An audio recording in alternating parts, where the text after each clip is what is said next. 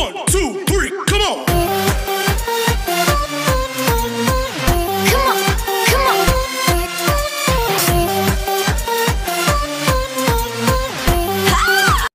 विद्यार्थी मित्रों नमस्कार, मैं अजित कुमार एक्सीलेंट क्लासेस में आपका हार्दिक स्वागत करता हूं। आज हम लोग स्टेट सब्जेक्ट का पार्ट 1 का चैप्टर 2 का 12वें पार्ट का वीडियो देख रहे हैं। इसके पहले के अगर आप 11 पार्ट का वीडियो नहीं देखे हैं तो इसके डिस्क्रिप्शन में उसका लिंक दिया हुआ है, आप उसको जाकर ज़रूर देख लें, तभी ये वीडियो समझ में आएगा। अन्यथा डायरेक्ट अगर आप इस वीडियो को देखेंगे तो ये समझ में नहीं आएगा। तो प्लीज़ आप पहले 11 पार्ट का वीडियो देख लें, फिर इसको देखिए। और हाँ, चैनल को अभी तक आप सब्सक्राइब नहीं किए हैं तो सब्सक्राइब कर लें, ताकि कोई भी नई वीडियो अपलोड होगी तो आपको नोटिफिकेशन मिल जाएगा। चलो हम लोग शुरू करते हैं आज का टॉपिक। आज का टॉपिक दिया गया है अवलोकनों में गांठ। देखिए यहाँ पर दिया हुआ है अवलोकनों में गांठ। अवलोकनों में गांठ कब उत्पन्न होता है?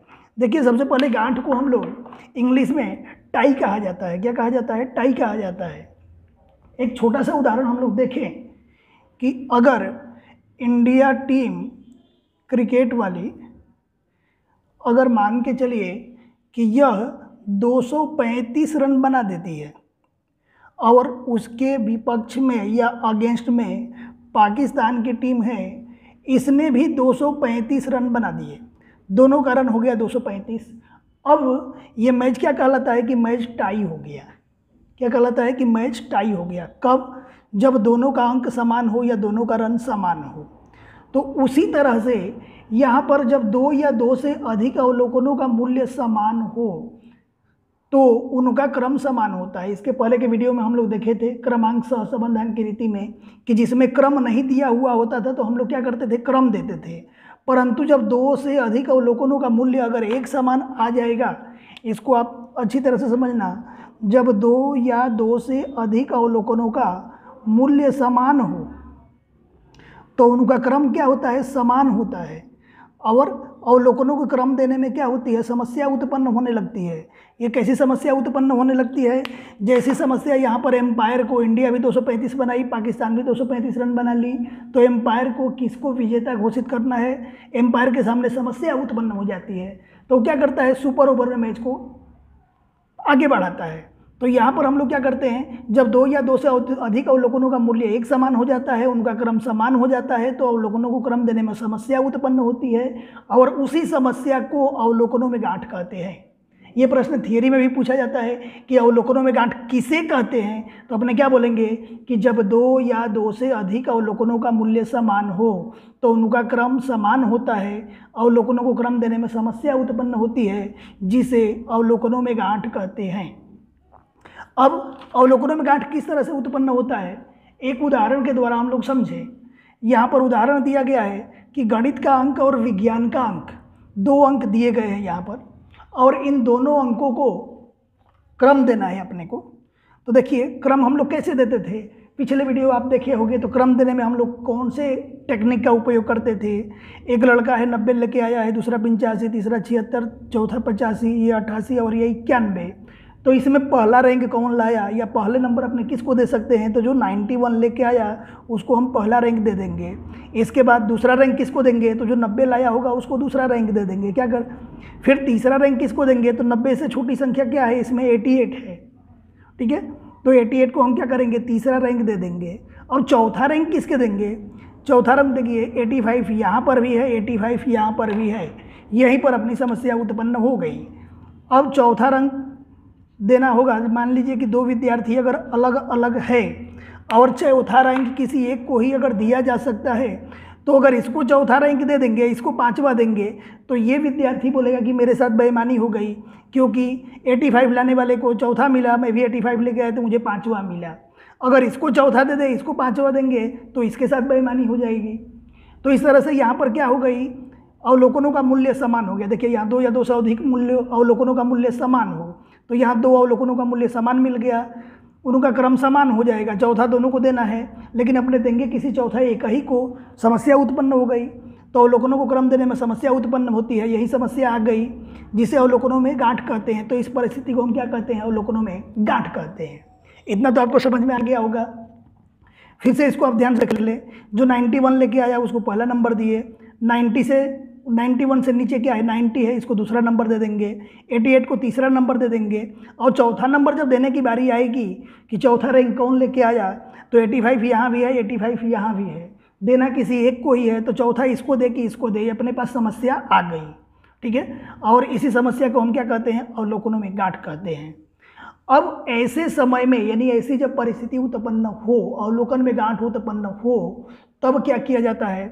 ऐसे समय में सभी अवलोकनों को उनके क्रम के औसत के बराबर, देखिए यहाँ पर सभी अवलोकनों के उनके क्रम के औसत के बराबर क्रम दिया जाता है। उनके क्रम के औसत के बराबर। देखिए यहाँ पर हम जब रैंक देना शुरू कर दिए, 1 2 3, पहला रैंक दे दिए, दूसरा रैंक दे दिए, तीसरा रैंक दे दिए, ये तो तीनों क्लियर हो गया। समस्या किस में आई? चौथा रैंक और पांचवा रैंक, इन दोनों में समस्या आई कि चौथा किसको दे, इसको दे कि इसको दे। चौथे और पांचवें में समस्या आई है, तो अपने क्या करेंगे? क्रम के औसत के बराबर, ये जो क्रम है इनका औसत निकाल ले। इनका औसत निकालेंगे तो क्या हो जाएगा? 4 + 5 के बटे में 2, 4 + 5 कितना हो जाएगा? 9, 9 के बटे में 2 कितना हो जाएगा? 4.5। अब 4.5 इसको भी क्रम दे देंगे और 4.5 इसको भी क्रम दे देंगे, दोनों का क्रम हो गया। देखिए यहाँ चौथा नंबर मिल गया, पांचवा नंबर मिल गया, क्योंकि दोनों का औसत का उपयोग कर लिए हैं। चौथा नंबर यूज हो गया, पांचवा नंबर यूज हो गया। अब जो बचा उसको छठा नंबर दे देंगे, क्रम देने का काम पूरा हो गया। इसी तरह से अवलोकनों में गांठ आती है। जब अवलोकनों में गांठ आती है तो उनके क्रम का औसत निकाल करके उनका क्रम दिया जाता है। एक उदाहरण यहाँ भी है, यहाँ भी हम लोग देख ले कि यहाँ किस प्रकार से अपने को क्रम देना है। देखिए इसमें सबसे ज़्यादा कौन सा मार्क्स दिख रहा है? पहला नंबर किसको देंगे? पहला नंबर देंगे 92 वाले को। 92 वाले को पहला नंबर दे दिए, पहला रैंक क्लियर हो गया। अब सेकंड रैंक किसको देंगे? 91 वाले को सेकंड रैंक देंगे। लेकिन 91 देखिए यहाँ पर 91 यहाँ भी है, यहाँ भी है, यहाँ भी है। जब 91 तीन जगह पे है तो अब अपने पास समस्या ये आई कि दूसरा रैंक इसको दे कि इसको दे कि इसको दे। ठीक है, देखिए दूसरा, तीसरा, चौथा, तीन अवलोकन है यहाँ पर। तो दूसरा, तीसरा, चौथे रैंक के विद्यार्थी हैं। अब इनमें अपने पास डिस्प्यूट आ गया, यानी झगड़ा हो गया कि मतलब कौन सा रैंक किसको दे, क्योंकि सबके 91 है। तो यहाँ पर क्या किया जाता है? इन तीनों का औसत निकाला जाएगा। देखिए यहाँ पर 2 क्रम था तो 2 का औसत निकाले थे। यहाँ पर 3 संख्या है, 3 क्रम है तो तीनों का औसत निकालेंगे, यानी 2 + 3 + 4, 3 संख्या है तो 3 का भाग दे देंगे। जब 3 का भाग दे देंगे तो 2 3 5 और 4 कितना हो जाएगा? 9, 9 के बटे में यहाँ 3 है तो 3, आंसर कितना हो जाएगा? 3। यानी सबको अपने को तीसरा रैंक देना है, दूसरा रैंक किसी को नहीं दिया जाएगा। सबको कौन सा रैंक दिया जाएगा? तीसरा। ये तीसरा रैंक कैसे क्लियर हुआ? तो तीनों के क्रम का औसत निकाला गया। ठीक है, अब देखिए दूसरा रैंक, तीसरा रैंक, चौथा रैंक, तीनों का हम यूज कर चुके हैं। ठीक है, अब जो बचा उसको कौन सा रैंक देंगे? पांचवा देंगे, छठा देंगे। तो पांचवा किसको देंगे? 87 वाले को पांचवा रैंक दे देंगे, 85 वाले को छठा रैंक दे देंगे। तो इस प्रकार से जब अवलोकनों में गांठ उत्पन्न होती है तो आप क्रम देने का काम करेंगे। ठीक है, क्रम देने आ जाएगा। एक आगे उदाहरण लेकर के और समझेंगे। ये तो अपने मन से मैं एग्जाम्पल बनाया था ताकि यही चीज़ आप 2 बार देखो तो आपको अच्छी तरह से समझ में आ जाए। अब देखिए यहाँ पर आगे क्या दिया गया है कि अवलोकनों में गांठ हो तो, यानी जब अवलोकन में गांठ मिल जाए, क्रम एक समान मिल जाए, तो क्रमांक में सहसंबंधांक में सुधार करने की आवश्यकता होती है। क्रमांक सहसंबंधांक में क्या किया जाता है? एक सुधार किया जाता है और उस सुधार को CF यानी करेक्शन फैक्टर कहते हैं। CF का फुल फॉर्म है करेक्शन फैक्टर। कई बार एक वाक्य में प्रश्न पूछ दिया जाता है कि करेक्शन फैक्टर क्या है या CF क्या है, तो ये पूरी लाइन लिखनी है कि जब अवलोकनों में गांठ हो तो क्रमांक सहसंबंधांक में सुधार करने की आवश्यकता होती है, जिसे CF अथवा करेक्शन फैक्टर कहते हैं। अब देखिए कई बार 2 नंबर में इस तरह से प्रश्न पूछ दिए जाते हैं कि अवलोकनों में गांठ किस प्रकार उत्पन्न होता है समझाइए। तो ये पूरा लिखना पड़ेगा कि जब दो या दो से अधिक अवलोकनों का मूल्य समान हो तो उनका क्रम समान होता है और अवलोकनों में क्रम देने में समस्या उत्पन्न होती है, जिसे अवलोकनों में गांठ कहते हैं। ऐसे समय में सभी अवलोकनों को उनके क्रम के औसत के बराबर क्रम दिया जाता है। ठीक है। जब अवलोकनों में गांठ हो तो क्रमांक सहसंबंधांक में सुधार की आवश्यकता होती है, यानी एक थोड़ा सा सॉल्यूशन छोटा सा निकालना पड़ता है, जिसे हम CF कहते हैं। CF का पूरा नाम क्या होता है? Correction factor. अब CF कैसे निकालते हैं? तो CF का सूत्र होता है कि CF equal to sigma in the bracket MQ minus M/12, जहां M पुनरावर्तित अवलोकनों की संख्या है। M की संख्या कहाँ से निकालेंगे? तो यहाँ पर उदाहरण से हम लोग देखें, यहाँ पर 85 कितनी बार आया हुआ है? 2 बार आया हुआ है। तो यहाँ पर M बराबर कितना हो जाएगा? 2। इसके अंदर 91 का पुनरावर्तन हुआ था, यानी 91 बार आया था। तो 91 कितनी बार आया हुआ है? 3 बार आया हुआ है। तो यहाँ M का मान कितना हो जाएगा? 3। ठीक है। तो यही हम लोग देखें कि M क्या होता है। तो M पुनरावर्तित अवलोकनों की संख्या है। ये तो हम CF निकाल लिए। जब अवलोकनों में गांठ हो तो R का मान निकालने के लिए भी नया सूत्र आता है, और नया सूत्र आप याद कर लेना। याद करने को छोड़ के इसका दूसरा कोई विकल्प नहीं है। ठीक है। क्योंकि स्टेट ऐसा सब्जेक्ट होता है कि करते समय बहुत ईजी लगता है, लेकिन बाद में अपने को सूत्र ही याद नहीं रहता। सूत्र याद करना बहुत ज़रूरी है। तो R इक्वल टू क्या होता है कि 1 - 6 इन the bracket sigma d² plus CF upon n in the bracket n² - 1। ये R ज्ञात करने का या क्रमांक सहसंबंधांक ज्ञात करने का सूत्र होता है। कब? जब अवलोकनों में गांठ दिया गया हो तब। अब यहाँ पर 3 इंपॉर्टेंट नोट्स है जो सवाल करते समय तो कहीं इसका उपयोग नहीं होता, परंतु छोटे छोटे प्रश्नों में, यानी सेक्शन A और सेक्शन B में, आप लोगों के बोर्ड का पेपर जो होगा उसमें सेक्शन A में विकल्प के प्रश्न पूछे जाते हैं, तो विकल्प में पूछ दिया जाता है, या सेक्शन B में एक एक वाक्य के प्रश्न पूछे जाते हैं, तो सेक्शन B में भी पूछ दिया जाता है। तो सेक्शन B में या A में ये 3 नोट्स पूछ दिए जाते हैं, इसलिए इनको याद रखना कंपलसरी है कि क्रमांक Rx और Ry के अंतर का योग हमेशा 0 होता है। Rx माइनस Ry का अंतर का मतलब होता है माइनस। यहाँ पर देखिए Rx माइनस Ry का अंतर हो गया। ये किसका सूत्र होता है? D का। इसका योग का मतलब क्या हो जाएगा? Sigma D equal to 0। हम लोग कई प्रश्नों में अभी के पहले देख चुके हैं कि सभी प्रश्नों में सिग्मा D का मान क्या आता है? 0 आता है, या D के जगह पर Rx माइनस Ry लिख सकते हैं। तो सिग्मा Rx माइनस Ry बराबर क्या होता है? 0। इसको सेक्शन A या सेक्शन B के लिए याद रखना हमेशा। दूसरा, यदि चलों के प्रत्येक मूल्य समान हो, चलों के प्रत्येक मूल्य समान होने का मतलब क्या दिया हुआ होगा कि x बराबर, जैसे यहाँ पर दिया गया है 20, 25, 30, y बराबर भी दिया गया है 20, 25 और 30। इसका प्रत्येक मूल्य इसके प्रत्येक मूल्य के एक समान है, तो उस परिस्थिति में Rx का मान Ry के बराबर होगा। इनके क्रम देंगे तो इनके क्रम भी बराबर आएंगे। तो Rx इक्वल टू क्या आ जाएगा? Ry। अब Ry बराबर के इधर लाएंगे तो क्या हो जाएगा? माइनस, यहाँ 0 बच जाएगा। तो Rx minus Ry equal to 0। अब Rx माइनस Ry विद्यार्थी मित्रों ये किसके बराबर होता है? तो Rx माइनस Ry यहाँ पर हम लिखे थे D के बराबर होता है, तो इसलिए D बराबर क्या आ जाएगा? 0। जब D बराबर 0 आएगा तो सिग्मा D बराबर भी 0 हो जाएगा, सिग्मा D² भी 0 हो जाएगा। अब सबसे इम्पोर्टेंट एक टॉपिक अपने को याद रखना है नोट्स के लिए कि यदि चल x और चल y का क्रमांक एक दूसरे से विपरीत क्रम में हो, एक दूसरे से विपरीत क्रम में होने का मतलब यहाँ पर देखिए ये Rx है और ये y है। चल x का क्रमांक Rx, चल y का क्रमांक Ry। जैसे मान लो कि ये है 1 2 3 और यहाँ पर विपरीत क्रम में आया हो, यानी 3 2 1, 1 2 3 और इसी को उल्टा क्रम में आया हुआ है। तो इस परिस्थिति में R का मान हमेशा -1 होता है। विकल्प के लिए याद रखना, ठीक है। आपको चेक करना हो तो उदाहरण नंबर 18 पेज नंबर 88 और 89 पर दिया हुआ है। उसका आंसर r = -1 आया हुआ है। उदाहरण 21 में दिया गया है कि उदाहरण 5 में दिए गए विवरण पर से, देखिए भले उदाहरण 21 दिया हुआ है परंतु अपने को विवरण कहाँ से लेके आना है, उदाहरण 5 से। आप लोग पेज पलट करके बुक में उदाहरण 5 से डेटा लेना, उस विवरण से क्रमांक सहसंबंधांक की मान की गणना कीजिए। तो हमने क्या किया, यहाँ पर उदाहरण 5 लिख दिया हुआ है।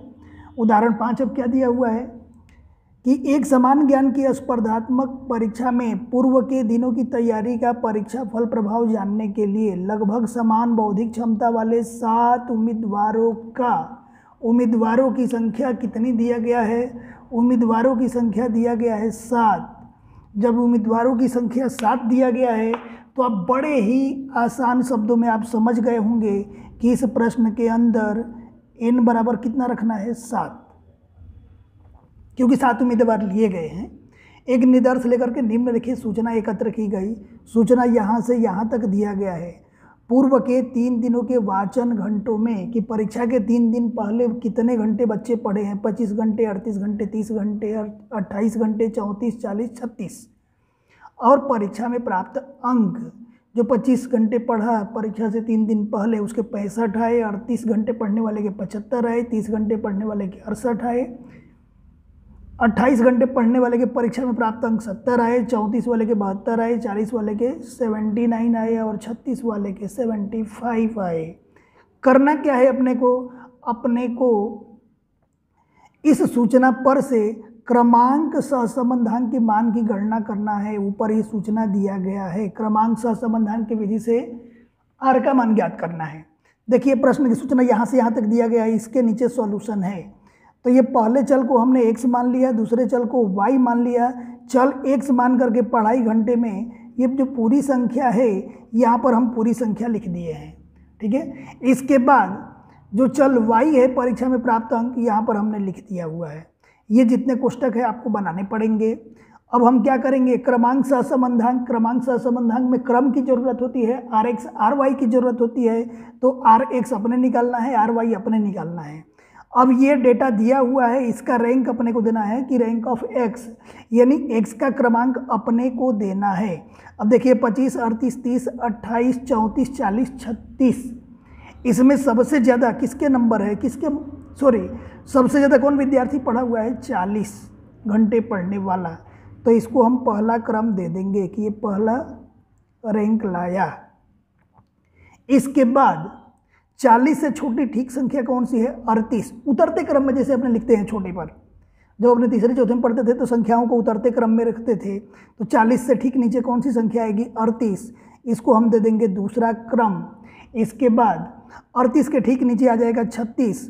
36 को कौन सा क्रम दे देंगे, तीसरा क्रम। 36 के ठीक नीचे कौन सी संख्या आ जाएगी, 36 के ठीक नीचे देखिए यहाँ पर 34 है, तो इसको हम दे देंगे चौथा क्रम। इसके बाद 34 के ठीक नीचे जो बचा 28 है, 30 है, 25 है, तो अब 30 आएगा, तो इसको दे देंगे पाँचवा क्रम। अब कौन कौन बचा, 25 और 28, तो 28 को दे देंगे छठा क्रम। ये जो बचा इसको सातवां क्रम। ये क्रम हम पहले के उदाहरण में भी सीखे हुए थे। अब इसमें देखें, यहाँ पर परीक्षा में प्राप्त अंक यानी y है। अब इसका क्रम दिया जाए। जब हम इसका क्रम देंगे तो सबसे पहले क्या ढूंढेंगे कि सबसे बड़ी संख्या कौन है। अब इसमें सबसे बड़ी संख्या अपने को दिख रहा है 79। 79 को पहला क्रम देंगे। अब 79 के बाद 79 से ठीक छोटी कौन कौन सी संख्या है, तो 75 है। परंतु 75 यहाँ भी है, यहाँ भी है। दो जगह अवलोकनों का मूल्य समान हो गया। जब दो जगह अवलोकनों का मूल्य समान आ जाता है तो क्रम देने में समस्या उत्पन्न होती है और उसको अवलोकनों में गांठ कहते हैं, अभी हम लोग पढ़े थे। तो यहाँ पर देखिए, यहाँ पर पहला क्रम तो हम दे चुके हैं। अब कौन कौन सा क्रम देना बाकी रह गया। अब अपने को क्रम देखो, पहला क्रम दे चुके हैं, ठीक है।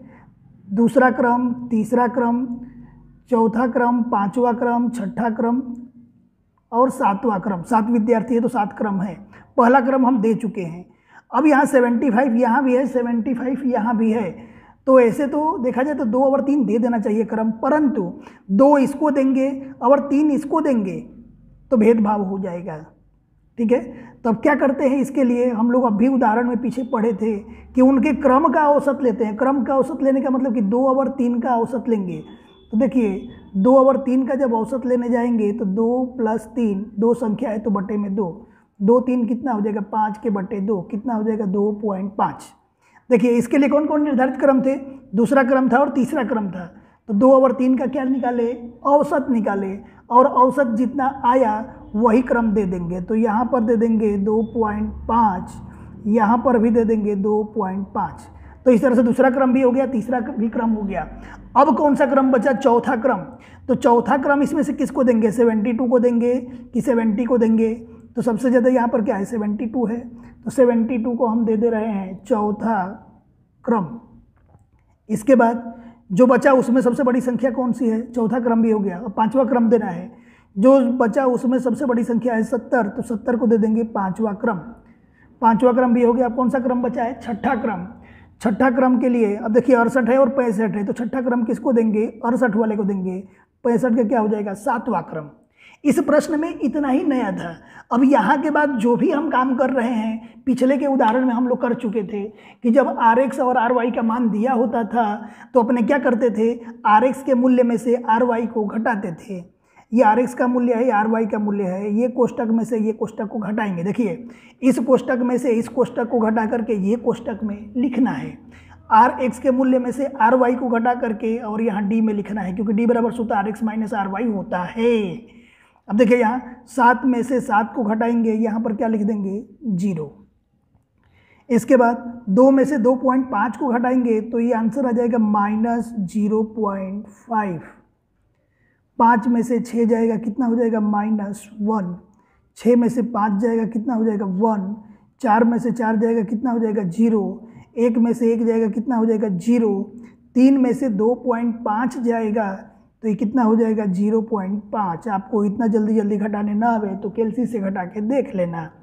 अब यहाँ पर क्या है, D स्क्वायर। D का स्क्वायर कहाँ से आएगा, तो जो D का कोष्टक होगा उसका वर्ग कर देंगे तो D स्क्वायर आ जाएगा। ठीक है, तो D स्क्वायर निकाले। अब हम लोग यहाँ पर D का मूल्य दिया हुआ है, इसमें D स्क्वायर निकालना है, यहाँ है 0। फिर से देखिए यहाँ पर ये कोष्टक का वर्ग करना है और वर्ग करके पूरा पूरा इस कोष्टक में लिख देना है। तो जब 0 का वर्ग करते हैं तो 0 आता है, यहाँ माइनस का वर्ग तो प्लस में आता है। 0.5 का जब हम वर्ग करेंगे तो ये हो जाएगा 0.25। -1 का जब वर्ग करेंगे तो -1 का वर्ग +1 होता है, 1 का वर्ग तो 1 ही होगा, 0 का वर्ग 0, 0 का वर्ग 0, 0.5 का वर्ग 0.25। अब अपने को D स्क्वायर का टोटल करना होता है सिर्फ इस प्रश्न में। D का टोटल करेंगे तो 0 आएगा। अभी हम लोग नोट्स में पढ़े भी थे कि Rx और Ry का अंतर हमेशा क्या होता है, 0 होता है। या x का क्रम और y के क्रम का अंतर कितना होता है, 0 होता है, उनका योग। इसका टोटल करें तो 1 और 1 2, 0.25 0.25 0.5 हो जाएगा, तो ये हो जाएगा 2.5। इसका टोटल कितना आया, 2.5। अब देखिए यहाँ पर 2.5 किसका टोटल है, D स्क्वायर का। यानी जहाँ पर सिग्मा D स्क्वायर की ज़रूरत होगी हम 2.5 लिखेंगे। इतना याद रखना, जहाँ सिग्मा D स्क्वायर की ज़रूरत होगी क्या लिखेंगे, D 2.5। अब जिस प्रश्न में क्रम देने में समस्या उत्पन्न होती है या अवलोकन में गांठ होती है तो उसके क्रमांक सहसंबंधांक में एक सुधार करने की ज़रूरत होती है, और उस सुधार को हम CF के नाम से जानते हैं। अभी हम लोग पढ़ चुके हैं। और उस CF का मान ज्ञात करने का CF = सूत्र होता है सिग्मा MQ - M/12। अभी हम सूत्र आप लोगों को पिछले पेज पर दिखाया था। तो यहाँ पर देखिए एक छोटा सा कोष्टक और बनाने की ज़रूरत होगी। जब छोटा सा कोष्टक बनाएंगे तो उस छोटे से कोष्टक में पुनरावर्तित अवलोकन यानी किस अवलोकन का पुनरावर्तन हुआ था। तो देखिए यहाँ 75 का पुनरावर्तन हुआ था, यहाँ पर हमने लिख दिया 75। पुनरावर्तन की संख्या यानी कितनी बार पुनरावर्तन हुआ था, यानी इसका मतलब कि 75 कितनी बार आया हुआ था। तो 75 यहाँ कितनी बार आया हुआ है, 2 बार। तो यहाँ पर लिख देंगे 2। पुनरावर्तन की संख्या को हम क्या लिखते हैं, m लिखते हैं। m का मान आ गया 2। अब इसी मान को इस सूत्र में रखेंगे। m का क्यूब दिया गया है तो हम क्या करेंगे, यहाँ पर 2 का क्यूब कर देंगे -m, तो m की जगह पर 2 कर देंगे, बटे में 12 है तो 12। 2 का क्यूब का मतलब क्या हो जाएगा 8 माइनस 2 बटे में 12, 8 में से 2 जाएगा 6, 6 के बटे में 12, 6 में 12 का जब भाग देंगे तो ये आ जाएगा 0.5।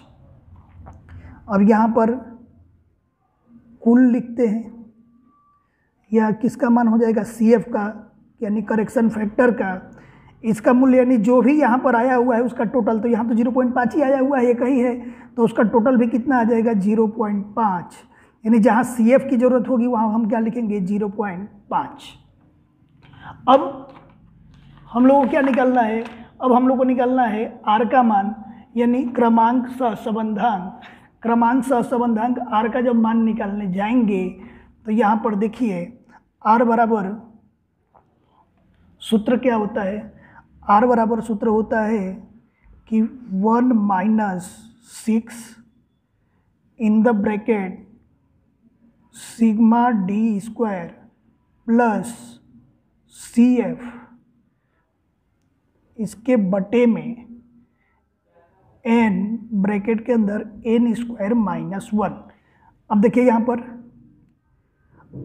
R बराबर 1 माइनस, यहाँ पर है 6 तो 6 लिख देंगे, सिग्मा डी स्क्वायर यानी डी स्क्वायर का टोटल कितना आया हुआ है 2.5, तो ब्रैकेट के अंदर लिख देंगे कि 2.5 प्लस CF का मूल्य अभी हम लोग नए कोष्टक में निकाले थे, यहाँ पर टोटल यहाँ है CF का मान कितना आया 0.5, तो यहाँ पर लिख देंगे 0.5 बटे में n, उम्मीदवारों की संख्या कितनी थी, n का मान इस प्रश्न के अंदर कितना था, देखो यहाँ पर मैं बताया हुआ हूँ कि 7 उम्मीदवार है, n का मान कितना दिया गया है 7, तो n के जगह पर क्या रखेंगे 7, जब n के जगह पर 7 रखेंगे तो यहाँ पर n के जगह पर कितना हो जाएगा 7, ब्रैकेट के अंदर n स्क्वायर यानी कितना हो जाएगा 7 का वर्ग माइनस 1 है तो 1, ब्रैकेट बंद। अब सिर्फ इसका कैलकुलेशन कर देना है और अपना आंसर आ जाएगा, बड़ी इजी है ये। R इक्वल टू 1 माइनस ये कितना हो जाएगा 6, 2.5 और ये 0.5 कैलसी से कर लेना, इसको जोड़ेंगे तो 3.0 यानी सिर्फ 3 हो जाएगा, इसके बटे में ये हो जाएगा 7, यहाँ 7 का वर्ग 7 दूनी 14 मत करना, 7 गुणे 7 49 हो जाएगा, 7 का वर्ग हो गया 49 माइनस 1, ये R इक्वल टू 1 माइनस 6 में 3 का ऊपर गुणा कर देंगे कितना हो जाएगा 18 बटे में कितना हो जाएगा 7 गुणे 49 में से 1 जाएगा कितना हो जाएगा 48। अब R इक्वल टू 1 माइनस ऊपर कितना हो जाएगा 18 बटे में 7 में 48 का जब गुणा करेंगे तो ये होता है 336। R इक्वल टू 1 माइनस, अब 18 में 336 का भाग देंगे, जब 18 में 336 का भाग देते हैं तो इसका आंसर आता है कि 0.0536। अब यहाँ पर एक में से क्या करना है, इसको घटा देना है, जब एक में से घटा देंगे तो R इक्वल टू आंसर हो जाएगा अपना कि 0.9464। हम ये भी जानते हैं कि R का मान दशमलव के बाद सिर्फ 2 अंकों तक ही लिखा जाता है, तो R का मान जब दशमलव के 2 अंकों तक लिखा जाता है तो उसके लिए तीसरे अंक को ध्यान में रखना जरूरी होता है। तीसरा अंक 5 या 5 से बड़ी संख्या हो तो बगल में क्या करते हैं 1 जोड़ देते हैं, बगल मतलब बाईं वाले अंक में, यानी ये 4 में 1 जोड़ देंगे तो 4 की जगह पर क्या आ जाएगा 5 आ जाएगा, तो इसलिए R बराबर कितना हो जाएगा 0.9, यहाँ 4 में 1 जोड़ देंगे तो यहाँ पर क्या लिख देंगे 5, 0.95 ये R का मूल्य आ गया। अब एक चीज़ और ध्यान देना है कि उदाहरण 5 जब हम लोग हल किए थे तो इसको दूसरी विधि से हल किए थे, कार्ल पियर्सन की रीति से हल किए थे। तो कार्ल पियर्सन की रीति से जब हल करते हैं तो R का मान अलग आता है, और क्रमांक सहसंबंधान की विधि से हल करते हैं तो R का मान अलग आता है। ठीक है, जय हिंद, जय भारत। मित्रों, अभी तक अगर आपने चैनल को सब्सक्राइब नहीं किया है तो सब्सक्राइब कर लेना, और वीडियो आपको अच्छी लगी हो तो इसको लाइक कर देना और अपने फ्रेंड को शेयर कर देना।